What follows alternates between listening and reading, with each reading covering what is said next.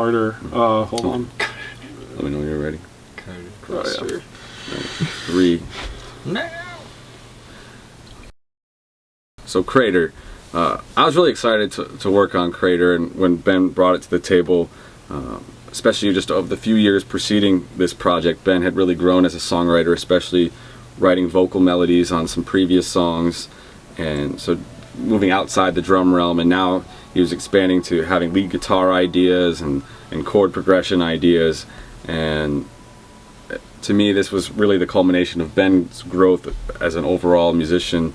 And I love all the mixed meters between 5 and 6 and 6 and 5 to get the composite 11, but it's kind of seamless and you don't notice it at all when you listen to it. It feels just as easy as your typical 4/4 rock song, and natural and fluid in that way. If you try to play it, it's maybe not quite as fluid.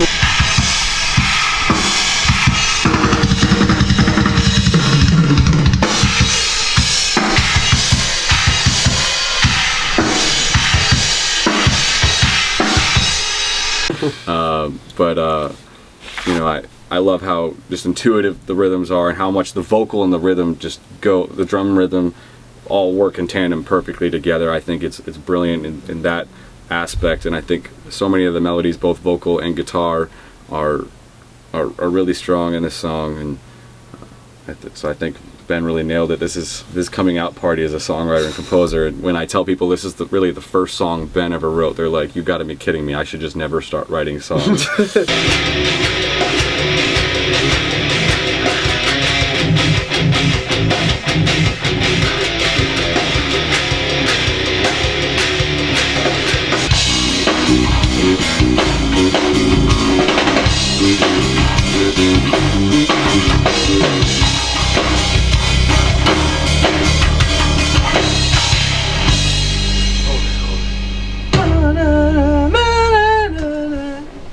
I'd say working with Jamie, writing this song, and having him really take off his gloves and dig into it was probably one of the most educational experiences I've had in the music realm.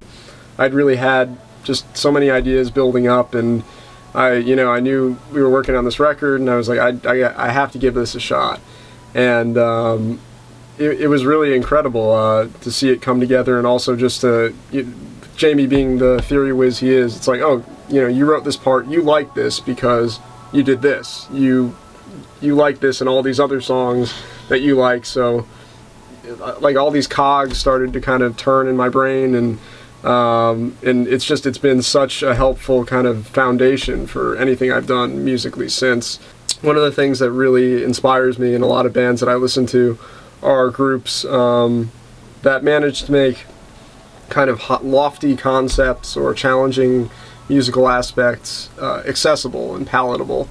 I think there's a real kind of, there's obviously skill behind being able to be flashy and having good chops, but also being able to make something just sound really nice. That in itself is can be a real challenge, and it was something that I really wanted to bring into fruition on this song.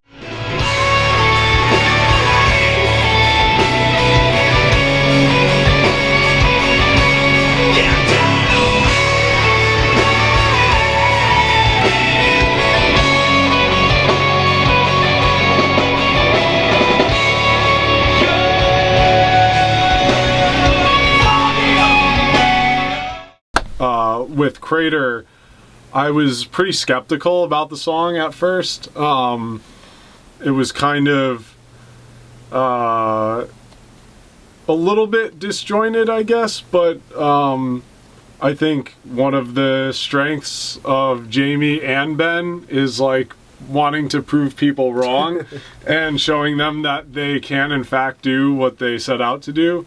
And I think the beautiful thing about that is where someone like me would have been like, oh, I give up, they don't like it. They like plowed through, and like eventually once it came together and was written and they polished it and the vocals came on, I was like, it like hit me in such like an emotional way, and I was just like, wow, like, they did it. They like, and Ben made his like first official like official composition, and it was powerful.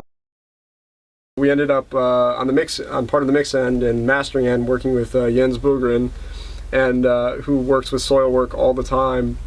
And he floated the song by Bjorn, who ended up really liking it, and he put us in touch, and it came together beautifully. Bjorn did an incredible job really capturing the feelings and the emotions behind the song, the darker side of pursuing a dream, the kind of wistfulness and the sacrifice that comes with it, with his just kind of massive cavernous voice and these high notes that are just like so heart-wrenching. Bjorn also, I think, found a considerable challenge in the song, as these guys have mentioned, with the odd meters. It can be a bit tricky, and he did say we were lovingly the pickiest motherfuckers he's ever worked with. Nitpickiest. Nitpickiest motherfuckers. Sorry. A very particular subsection of picky motherfuckers. That's me being nitpicky. Exhibit A. But at the end, I think, it was something we were all extremely proud of, and I think it's something that he is very proud of too, because it is a bit of a departure for him and was a really nice challenge. And I can't say enough about what a professional and what a fun guy he was to have lunch with and talk about Swedish pizza and stuff like that. Yeah.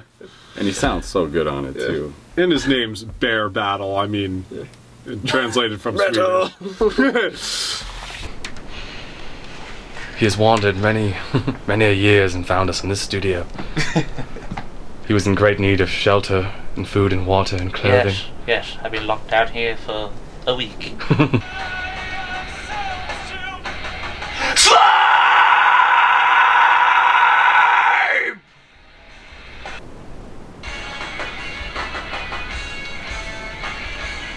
Who told you to wait for me?